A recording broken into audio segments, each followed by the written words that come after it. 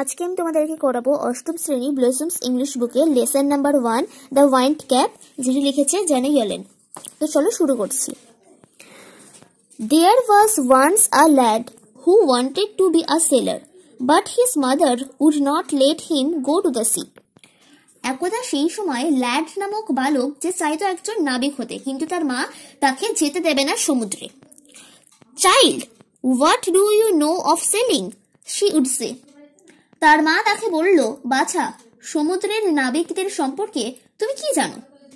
You are a farmer's son. You know the turn of the seasons and the smell of the soil, but you do not know the sea.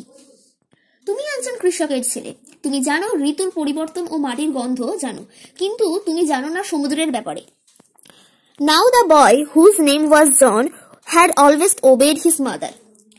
এবার জন নামক ছেলে সর্বদা তার মাকে মান্য করত। So he went about his farm work with a heavy heart but did not again mention the sea.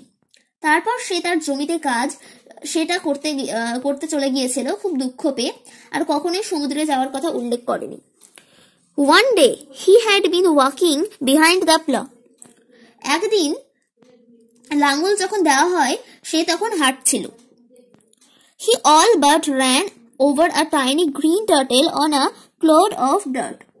সেই সময় সে দেখতে পেয়েছিল খুব ক্ষুদ্র একটা কচ্ছপ নোংরা মাটির মধ্যে। He picked the turtle up and set it on his head when he knew it would be safe. Where he knew it would be safe. যখন সে কচ্ছপটিকে তুলেছিল আর সে তার মাথার উপর রেখেছিল, সে জানতো যে ওটা ওখানে সুরক্ষিত থাকবে। When he was done with plowing, John plucked the turtle from his head. অর্থাৎ যখন লাঙলের কাজটা সম্পূর্ণ হয়ে গেছিল, জন কচ্ছপটিকে নামিয়ে ফেললো তার মাথার উপর থেকে। To his utter surprise, he found that it had turned into a tiny green fairyman that stood upon his palm and bowed. সে তখন খুব অবাক হয়ে দেখছিল যে এটা পরিণত হয়ে গেছে একটা সবুজ রঙের ফেয়ারিম্যান এ, যেটা তার হাতের তালুর ওপর দাঁড়িয়েছিল আর মাথা নত করছিল। I thank you for your kindness. Tell me your heart's desire and I will grant it you for saving my life, said the fairy. তখন পরীটি বলেছিল, তোমাকে ধন্যবাদ তোমার দয়ার জন্য।